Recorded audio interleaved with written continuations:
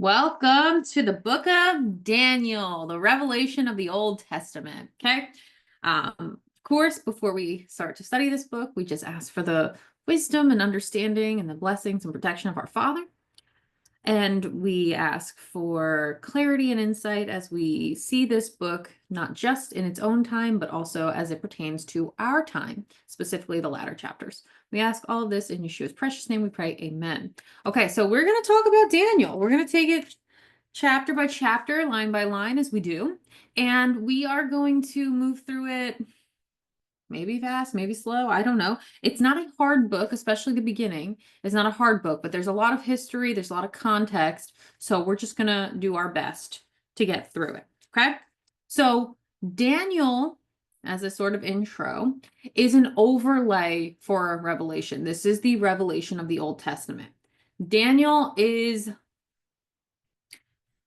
got two names. Okay. Daniel's first name, his Hebrew name, is my God is judge, or God is my judge. And there is wisdom in allowing God to be your judge. You want that, okay? You greatly want the Father to be your judge, your decider, your moral compass. This is how Daniel and his three friends get through the Babylonian captivity and are not really captives. They do it God's way. And this is a message for us too, that we want to do it God's way. He knows best, so therefore we follow him, right? So we see that Daniel, we'll see this today, so I'm not going to spoil anything here when I say this. Daniel 1:20, there is nobody like Daniel and his three friends for wisdom and understanding. Well, go to Proverbs.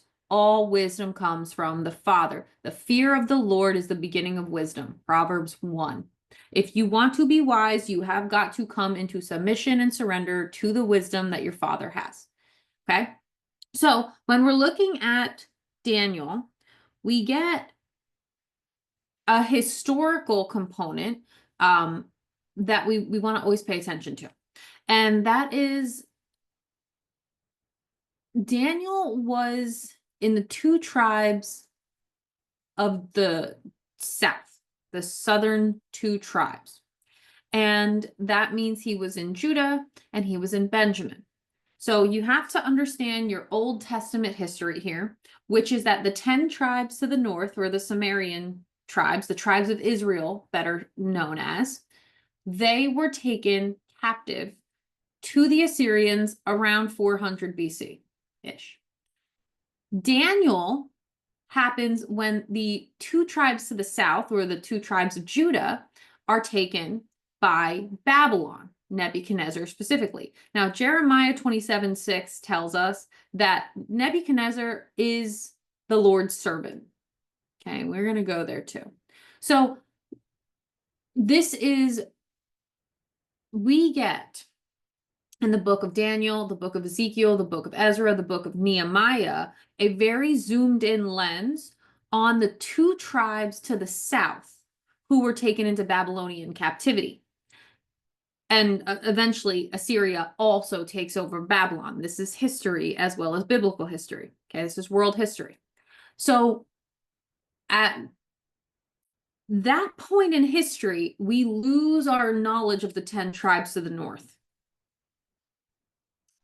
Okay, people have suspected where they may be, but we lose our knowledge of the 10 tribes to the north. So Daniel, Ezekiel, Ezra, Nehemiah, the people who are taken into captivity from Jerusalem, the two tribes that are the Judah tribes, they are eventually allowed to go back and resettle. We see that with Ezra and we see that with Nehemiah. Okay, so we really want to just be mindful that Daniel is a snapshot into the captivity that 2 out of 12 tribes experienced. We don't get a lot of information on the 10 tribes to the north, what they experienced, where they went. We don't get a whole heck of a lot of information around them. Daniel, being a captive in Babylon, is a very, very symbolic take of us, those who are sealed by God, God's elect, God's remnant, those who love the Father and do his work and follow his commandments, such as Daniel and his friends did. It is a symbol of what we will see in the end times. We are in Babylon. This is a Babylonian time period. There's confusion, there's chaos, there's deception, there's mandates, there's idols, there's all types of things that are Babylonian. And Nebuchadnezzar is in some ways a type for Antichrist, okay? In other ways, though, he is still God's servant, and also he is somebody who is a fan of knowledge and education, wealth, success, things of those natures. Okay, so Nebuchadnezzar is a type for Antichrist. And so that is what sets the stage for the book of Daniel. Okay, so Daniel and his friends are young at the beginning of it. Daniel 1 really sets us up to better understand Daniel and what's going on in Babylon when they get taken into captivity. And Daniel 1 also tells us right at the end of it, Daniel 1:21 tells us that Daniel was serving at high levels in this kingdom, in this false kingdom, for about 70 years. Okay, so let's, without further ado, just get into it. Hopefully that's a good context, an introduction. Daniel 1:1. In the 3rd year of the reign of Jehoiakim, king of Judah, came Nebuchadnezzar, king of Babylon, unto Jerusalem and besieged it. Now again, Jeremiah 27:6 is very important here because Jeremiah tells us this is going to happen because God was angry with Judah. So the book of Jeremiah is somewhat primarily written to the 2 tribes to the south. And Jeremiah 27:6 tells us, and again, you can go there also. And now I have given all these lands into the hand of Nebuchadnezzar, the king of Babylon, my servant, and the beasts of the field have I given him also to serve him. And all nations shall serve him, and his son's son, until the very time of his land come, and then many nations and great kings shall serve themselves of him. So the Lord, through Jeremiah, flat out tells the people they're going into captivity. This is not uncommon in the Bible. God told Abraham that his descendants were going into captivity for 400 years with the Egyptians. And guess what? That's exactly what happened. God tells Jeremiah to let the people of Judah know they are going into captivity into the hand of Nebuchadnezzar. And guess what? That's exactly what happens.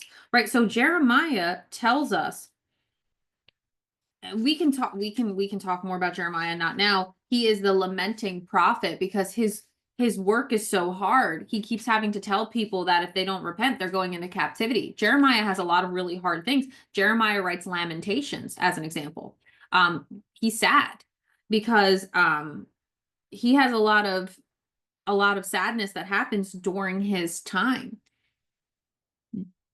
The thing that people don't always understand is that these prophets who are writing align with other books of the Bible. So Daniel and Jeremiah go together because Jeremiah is prophesying while I don't want to go into Jeremiah too much. Jeremiah 1:1, 1:2, 1:3, but Jeremiah is prophesying while Judah gets taken into captivity. If you understand, and we talked a little bit about this, if you're following along in the Bible study, if you understand the book of Jonah, Jonah doesn't want to prophesy to the Assyrians because he doesn't want the Assyrians to take the 10 tribes to the north into captivity, but the Lord said they were going to, and then they went. Right? So being a prophet is a heavy, heavy call because it means you know things before they happen. And you have to do the hard task of delivering that message to people who don't want to hear it. Daniel was a prophet. Jeremiah was a prophet. Okay? And so when you've got wisdom and understanding and the ability to see signs and discern visions that are from the Lord, you probably have a prophetic call. If you are somebody who has that in these end times, which people will, we're told that will happen. Joel 2:28, God will pour out his spirit on the sons and daughters to prophesy at the end. The famine will not be for bread, but for the word of God. Okay, so that's Amos 8:11. So when we study Daniel, or if you want to take a little venture into Jeremiah, because there's things that are happening at the same time. Jeremiah 1:3 situates us in the days of Jehoiakim, right? So there's a chronicle of the timing where everybody is speaking their prophecies. And so Jeremiah and Daniel go together because in Jeremiah 27:6, the events of Daniel 1 are foretold, right? And Jeremiah starts his prophetic journey in the days of Josiah, which comes before the days of Jehoiakim, right? So Jeremiah has a foretelling and a foreknowledge, and he lets them know what's going to happen in like 20 years, 25 years to what happens when Daniel is alive, right? So there is, if you want to do a study of Jeremiah, Jeremiah 29 is the first message to the Jews in captivity. The Jews being the two tribes of Judah that are in the captivity of Babylon. So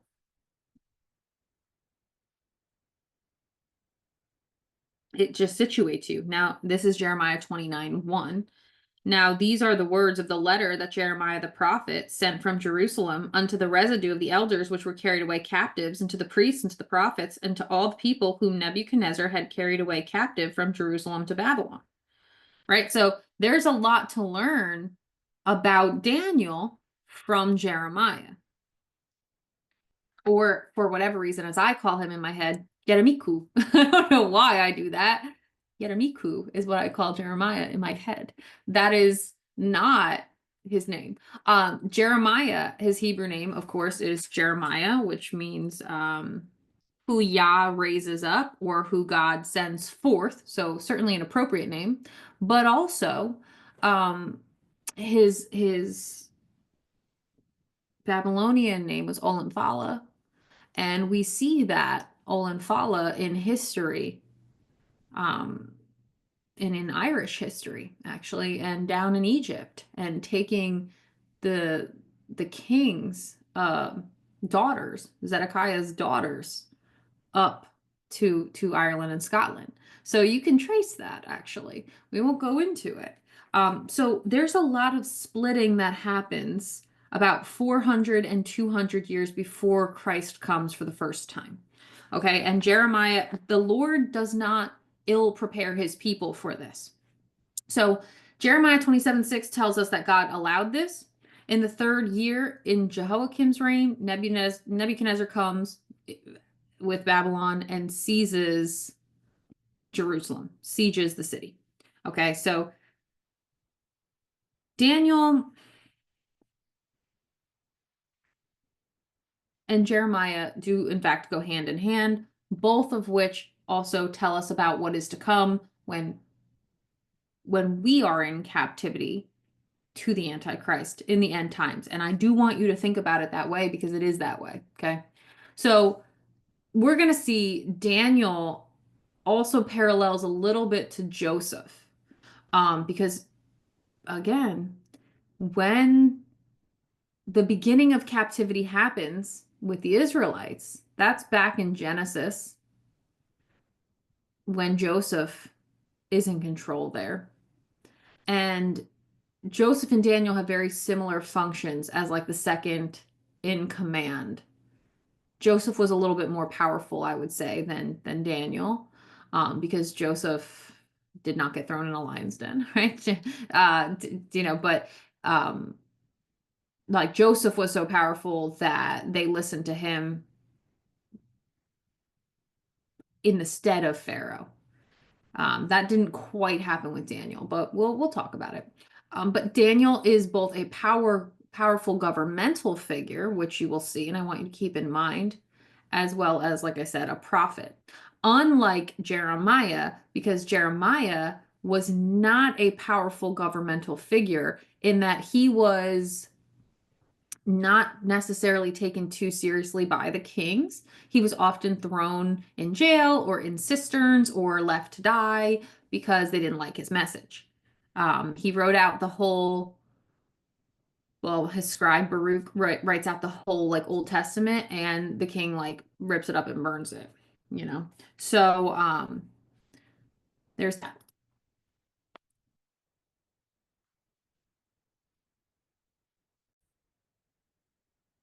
Sorry, guys. I went to pause the recording and then I stopped sharing and then I paused. We're just gonna just keep on going with Daniel 1. Okay, so I'm gonna restart it.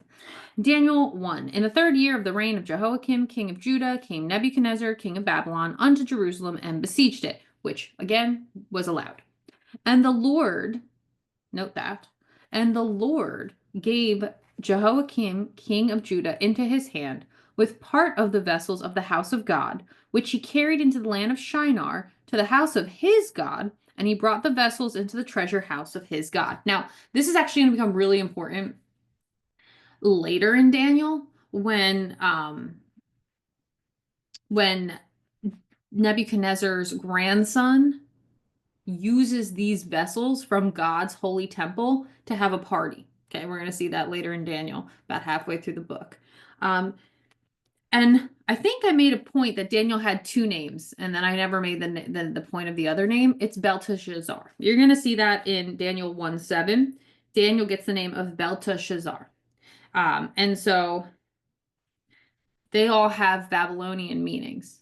The land of Shinar means the land of 2 rivers, which is to say the land in the Tigris and the Euphrates. And so when we see Babylon, modern day Iraq, the cradle of life is the Tigris and the Euphrates. Go back to Genesis. The Tigris, the Hiddekel, the Pison, the Euphrates, and the 4th one that I forget right now in Genesis 2, that is where Eden was, right? So Tigris and Euphrates has always been major biblical players and still exist unto this day.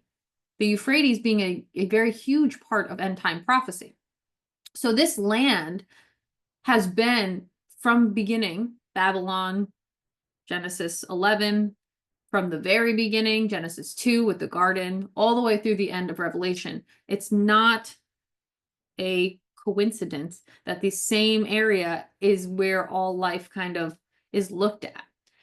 Nebuchadnezzar, the king of Babylon, the king of Shinar, is the one that sets up this siege, but it is the Lord who allows it. Okay. So the Lord told us this. He told us this was going to happen. And the vessels that were in the house of God, they become kind of like trophies. Like, look, we sacked the temple. Because remember, this is Solomon's temple that was sacked. This is not the temple of Christ's time. This is not the temple rebuilt by Nehemiah and Ezra. This temple that is being sacked here in Daniel is Solomon's temple, which again, go back and read about Solomon's temple. It was the grandest structure in like the entire Middle East. And that's where they get the vessels from. That's where they get the bowls and the cups and all these holy things, these holy artifacts that were used to serve the living God in the temple where God himself lived. So it's not a small thing that they take the vessels of the house. And it is important for you to take a note of it since it will come up again. Okay, I want you to really take a note because it will absolutely come up again when we get to Nebuchadnezzar's grandson. We will see through the book of Daniel like 5 different kings. Nebuchadnezzar, his son, the grandson, Cyrus of Persia. So we will see multiple kings from both Babylon and also from Assyria. So just get ready for those things. And the king, right, that's Nebuchadnezzar, and the king spake unto Ashpenaz, the master of the eunuchs, that he should bring certain of the children of Israel, and of the king's seed, and of the princes, children in whom was no blemish, but well favored, and skillful in all wisdom, and cunning in knowledge, and understanding science, and such as had ability in them to stand in the king's palace, and whom they might teach the learning and the tongue of the Chaldeans, right? The Babylonian language is Chaldean, right? Chaldee. And so actually in Syriac, we see, I think Daniel 4 is written in that language. Nebuchadnezzar himself writes a part of the book of Daniel, and he does so in Chaldee. And so these are the beginning language, right? Children in whom was found no blemish, well favored. That should actually bring to mind, it might bring to mind in Genesis, where Jacob is trying to sift the cows for Laban, and he's looking for specific types of cows, not spotted, well favored. It might bring to your mind, perhaps, Genesis again, the dream interpretation Joseph does for Pharaoh. We have 5 well-favored kine, and then we have the 7, I'm sorry, I said 5, I meant 7, sorry. 7 well-favored kine, and then 7 ill-favored kine. There's a language of animalistic intent here, right? How you sift good animals from bad animals. Remember, the king's sons, the people of Judah, they're slaves. Okay, the minute Babylon comes and seizes Jerusalem, lays siege to it, the best people in Jerusalem become slaves. So they are cattle, essentially. Now, Nebuchadnezzar doesn't treat them as such, but he could. There are plenty of times in Israelite history where they did. The Israelites would come in and take over the place and murder everybody there because God ordered it. That was not the case with Nebuchadnezzar because God did not want that. God wanted his people to continue. And that's why God used Nebuchadnezzar, because Nebuchadnezzar values intelligence, right? So he wants spotless, smart, wise, quick-witted people, okay? He wants teachable people. He wants nobility, right? These are the king's seed, the princes. Bring certain children of Israel. This is the cream of the crop of the children of Israel. And again, 2 out of 12 tribes are in captivity to Babylon here. So we have to remember that. And he wants to teach them the language and all the things. Which slaves can he take care of is what he's asking. And the king appointed them a daily provision of the king's meat and of the wine which he drank, so nourishing them 3 years, that at the end thereof they might stand before the king. So he wants these people so the master of the eunuchs, again, a eunuch, okay, somebody who has their private areas trimmed about, were very focused on a thing. They were either, religious or they were political advisors. And so this Ashpenaz, which means horse face, actually, Ashpenaz is somebody highly esteemed at the top of the level of the king, the master of the eunuchs, not unlike Potiphar, the master of the prison, the master of the house, right? So we have these hierarchies in kingdoms. And so 3 years to learn the language of the Chaldeans and to be taken care of at the hand of the king through his high-level political advisor, Ashpenaz, the master of the eunuchs. This is pretty good for captivity, okay? Now, you're going to see what Daniel and his friends do, which is kind of wild, but it's pretty good for captivity. You're getting a chance to not be enslaved, to not be mistreated, to not be mishandled, to live well, to eat well, I'm putting that in quotes intentionally, to bring the knowledge of Babylon to the Hebrew people so that they can integrate more seamlessly, right? Because right now there's a language barrier, Hebrew and Chaldee, Babylonian. So 3 years gives them a fair amount of time to integrate into the Babylonian way of life, gives them time to learn.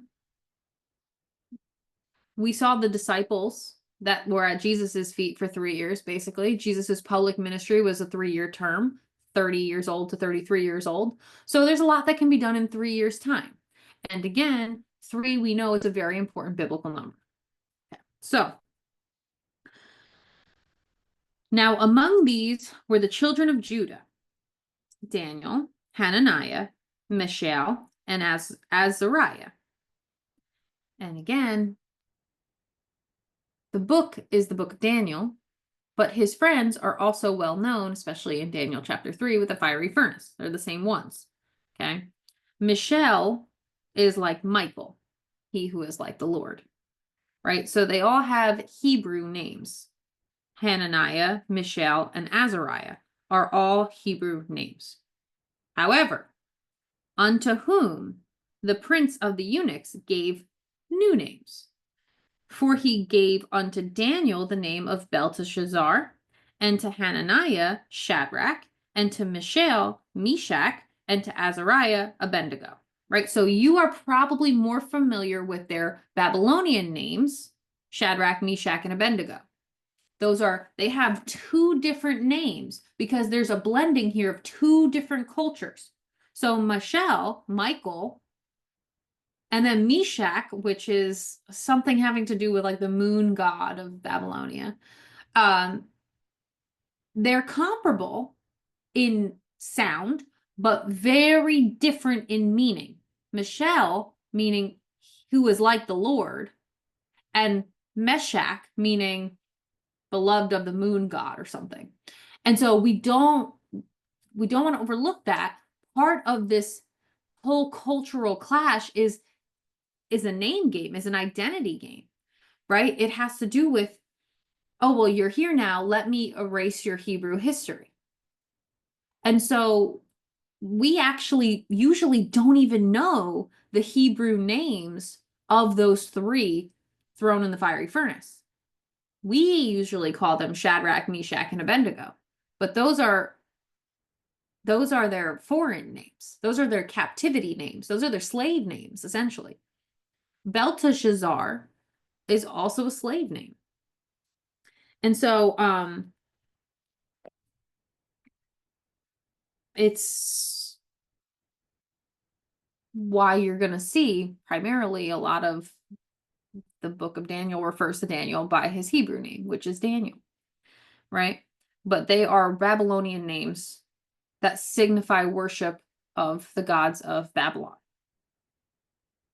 So just remember, this is what happens. You get new names, you get new systems, you get new food, you get new things when you integrate into a new culture.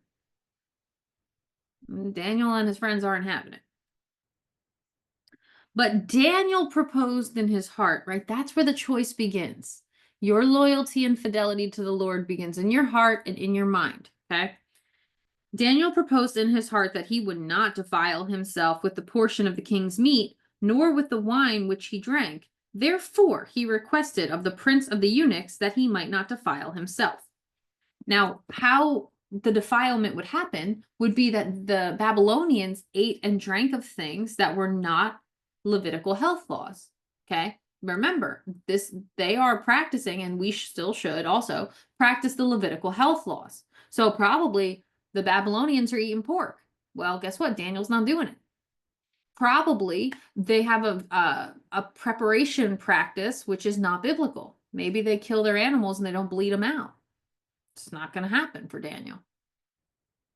Maybe they eat of certain seafood that are bottom dwellers. Daniel's not going to do it. He proposes in his heart that even though he is in the king's service and being given food that is of the king's portion, he's not going to have it. He won't be the one doing it. Okay. That's really important to remain steadfast, even though you are in the absolute minority to do so. That's going to be, again, remember, Daniel is a beacon, a herald for the end times.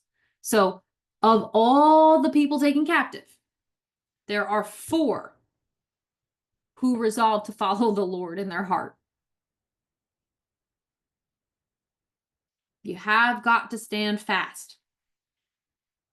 And again, we know that God protects his own, which guess what? That's exactly what happens here.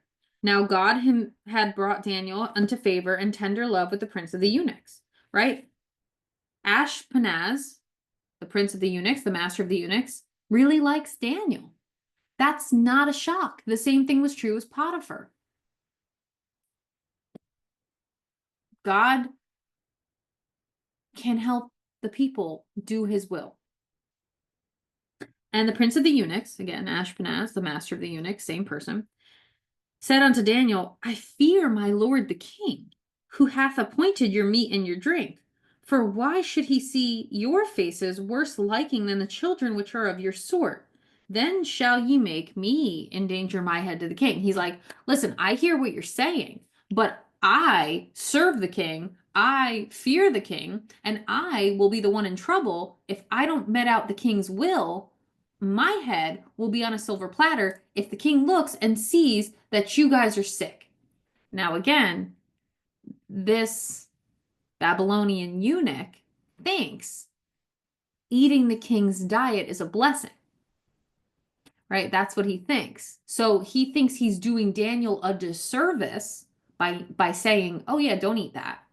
And he thinks he's doing the king a disservice by being disobedient to direct orders, which technically he would be. So he's like, I fear my lord, the king. First reason why I don't really want to do what you're saying. I am supposed to be giving you specific stuff from the king's table, basically, from the king's kitchen, which is an honor. So I want you to have that honor. And I feel like you're going to be sicker if you don't have it. And then I'm going to get in trouble for all these things. Okay, so it's actually from a place of goodwill that he wants to make sure Daniel has these things. Then said Daniel to Melzar, and again, Melzar is a title. It means like butler. Melzar is a title. It's the same person throughout. Ashpenaz, Melzar, eunuch, prince, master of the eunuchs. They're all the same person all over. Oh, sorry. Melzar means butler. He says to the basically the king's envoy, I guess is a great way to put it.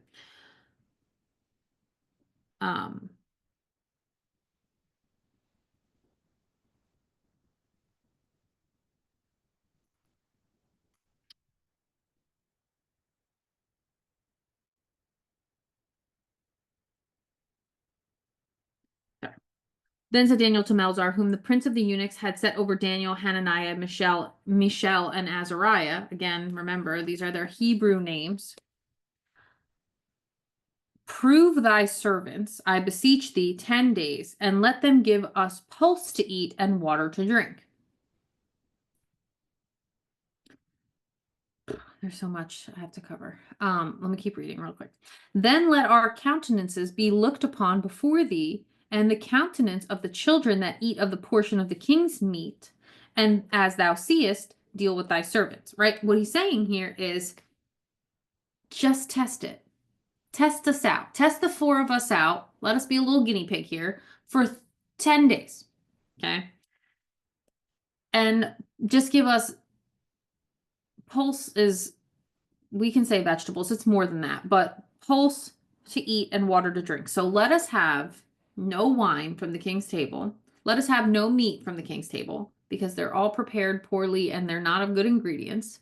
Let us just have this pulse, which is like vegetables, seeds, pods, legumes, whole grains. It's anything, pulse is anything that has like a pod, basically. So like edamame has a pod. Green beans has a pod. Things like that. Technically like a peanut, the nuts are in a pod. So have things of that nature, right? And see what you see. basically, and then deal with your servants in kind, right? So just check it out, give it a go, then compare us, and we'll see what happens. Now, on a grander scale, okay, 10 days of tribulation is what some people can expect when they are delivered up to the Antichrist. And yes, some people will be delivered up to the Antichrist. Now, we covered this. We just covered, if you're following along, Revelation in its entirety. Revelation 2:9 and 2:10 tells us this, right? Revelation 2:9, I know thy works and tribulation and poverty, but you are rich, and I know the blasphemy of them which say they are Jews and are not, but are the synagogue of Satan. Fear none of the things which thou shalt suffer. Behold, the devil shall cast some of you in prison, that you may be tried, and you shall have tribulation 10 days. Be thou faithful unto death, and I will give thee a crown of life. 10 days is a tribulation time for some people in the end times as well. Not everybody's going to get delivered up to Antichrist, but people who are in the church of Smyrna, which is our first church that Christ is pleased with, we see that in Revelation 2:8. There will be people who are delivered up for 10 days. Christ is specific about this. Okay? So this 10-day time period is important to be aware of. The 10-day time period is an amount of time of testing for people. I will say for me, I notice I get sort of little mini 10-day periods of hard tests. I just went through one. It was very painful. It was not fun. It was very hard. And it is always a separation. It separates you from a thing. It's meant to separate you from the thing. Okay? So this test that Daniel's doing is a test in that he's directly defying an order of the king. It's not a test in that it's hard for Daniel. Daniel has always been eating this diet. He knows this diet. It's not hard for him. The process of eating the legumes is not a difficulty. The temptation of the king's food is not a temptation. That's not why this is hard for Daniel. What's hard is the fact that he is going against the king's order. This is a direct disobedience to the king that will get the butler in trouble, will get the eunuch in trouble, it'll get everybody in trouble up the chain of command. Okay, so you want to be mindful of holding your ground when it's the right thing to abide and obey the Lord. Okay, so the butler, which again, basically the prince of the eunuchs, it's the same type of a person in that there's just a chain of command. So my assumption is the butler had the okay of the prince of the eunuchs because he had to have. He really can't make too much of a call that isn't allowed. It was, again, kind of like Potiphar. Potiphar put Joseph over his house, and then Potiphar puts Joseph over the prison. Potiphar's the one making the call. And so he consents to them in the matter and proves them 10 days, right? So we already know what's going to happen. And at the end of 10 days, their countenances appeared fairer and fatter in flesh than all the children which did eat the portion of the king's meat. The people eating the king's meat are getting sickly because they are eating poison and not realizing it. It is not different than those of you who go to the grocery store and buy Coke and popcorn and chips and processed foods and wonder why you're not healthy. If it has more than 6 ingredients, put it back on the shelf. Okay? If it has names you can't pronounce, put it back on the shelf. There is a reason why Daniel and his friends were healthier and fairer than the king's people eating the king's diet. It's because God designed these bodies. He knows what sustains them well.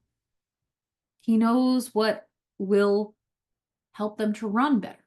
So not a shock that they look good with the sort of, it's a vegetarian diet, yes, but it is a high protein diet, okay? Beans, peas, legumes, high protein. You get a lot of protein from these things. So it's not like they're not, it's vegetarian, but it's not like they're not getting the proteins that they need, because they are. And again, the whole foods back in that day are very different than the food we eat now, obviously. Mass produced, pumped full of steroids, all types of things. So it's, our food is poisoned, of course. We know that. Especially here in the United States, the things that we're allowed to consume are poison to our systems.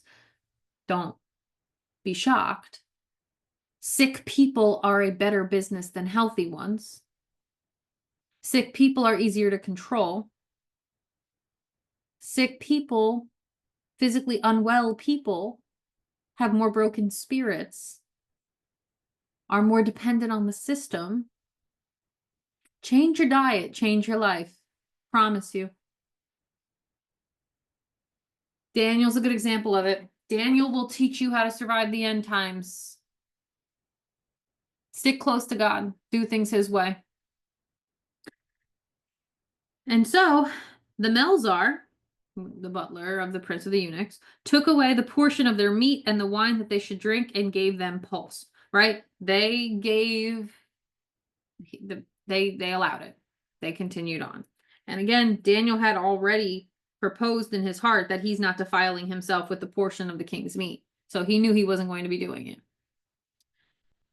And it was allowed because God takes care of his own. God carries us through the difficult times. God allows it. And in my own life, in the last 7 years, I can say that's true. Stick close to God. God will stick close to you. There is no reason I should have, do, be any of the things. The system that I am in personally is absolutely meant to keep me in bondage, downtrodden, cast out, and depressed. And yet God, here we are. Okay, so stay close to the Father. As for these 4 children, because again, they're young at the time, okay? They're young. The book of Daniel is like a 70-year-long book. And at Daniel's time, people are only living to 120. So Daniel's in Babylon his entire life from his youth. Okay, these are children in whom there was no blemish. They're small. So as for these 4 children, God gave them knowledge and skill in all learning and wisdom. And Daniel had understanding in all visions and dreams. There's a lot to be said there for the end times. People who have, you can tell, okay? They have knowledge, they have skill in learning, they have wisdom, and some have the understanding in visions and dreams. These are all people you want to be aware of in the end times. Follow those people. Okay? Do they have skill in learning? Are they knowledgeable? Okay, are they wise in the way of the Lord? Can they dream dreams or understand dreams and visions? Because remember, that will be coming in vogue in the end times. You want to make sure that you really pay attention to the people who are claiming to have these things. God gives gifts without repentance. He does. Okay. And he does so for a reason. It's more than just to encourage the people. It's also to hold the line with truth.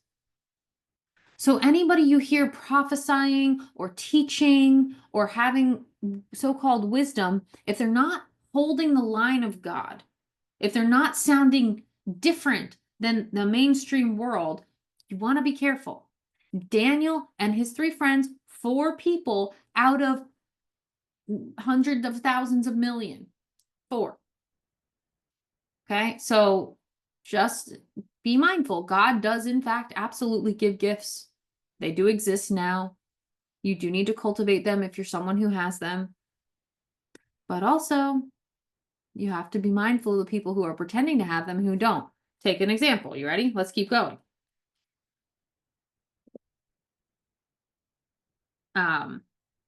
Now, at the end of the days that the king had said he should bring them in, then the prince of the eunuchs brought them before Nebuchadnezzar, right? After 3 years, like the original date that they set up to bring in the children, Nebuchadnezzar surveying all of the people. It wasn't just these 4, okay? It was a whole bunch of noble children, princes, like a whole bunch of people, the smartest ones.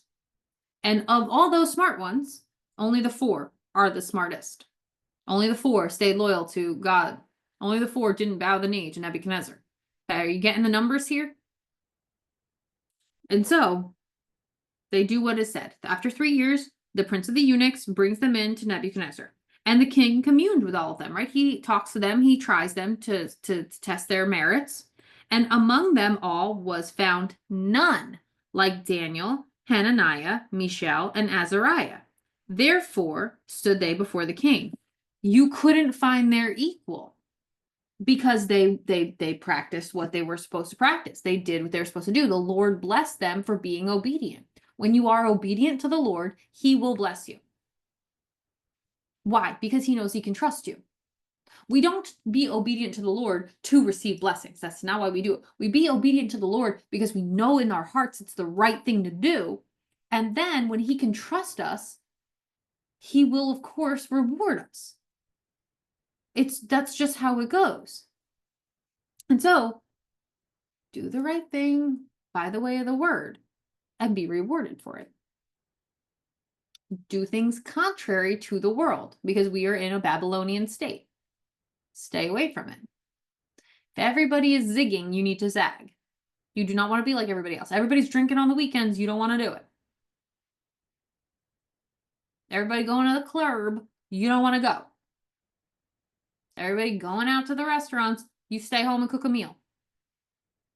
Very simple concepts here. Very hard to do. 4 people did it out of all the people they took and surveyed for 3 years. And guess what? Those 4 are the ones that caught the king's eye because they did it God's way. And Nebuchadnezzar's smart, right? He knows. And in all matters of wisdom and understanding that the king inquired of them, he found them 10 times better than all the magicians and astrologers that were in all his realm. This is what I'm saying. You have got to be able to discern.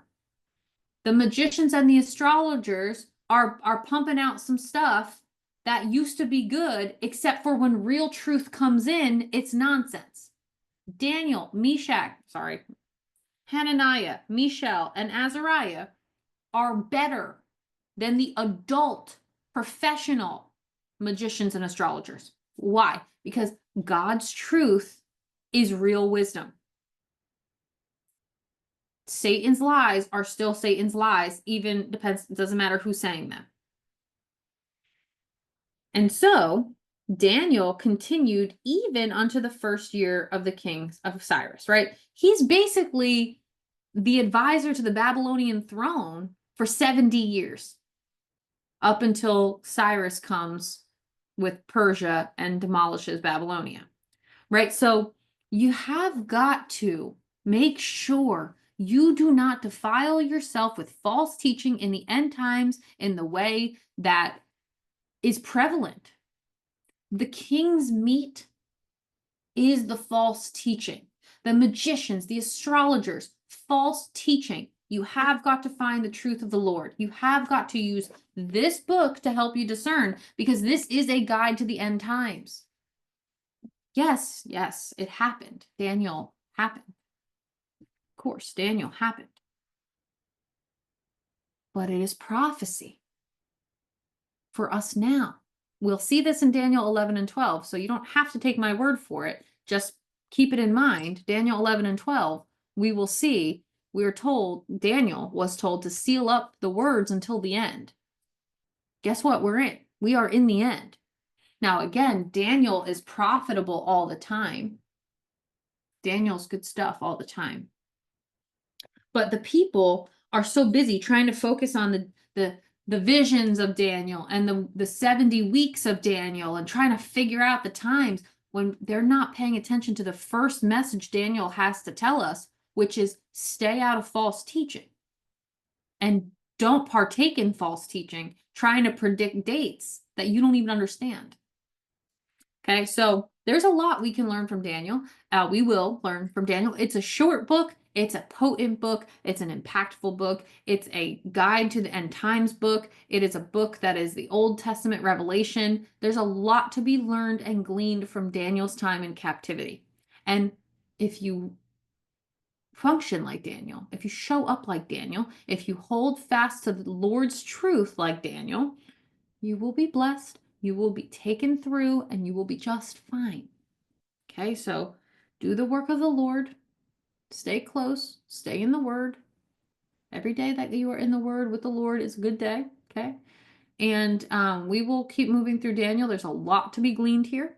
Hopefully that's a helpful historical background. Hopefully that's a helpful, hopefully it's just helpful on a lot of levels. And I will see you guys on the next video for Daniel 2.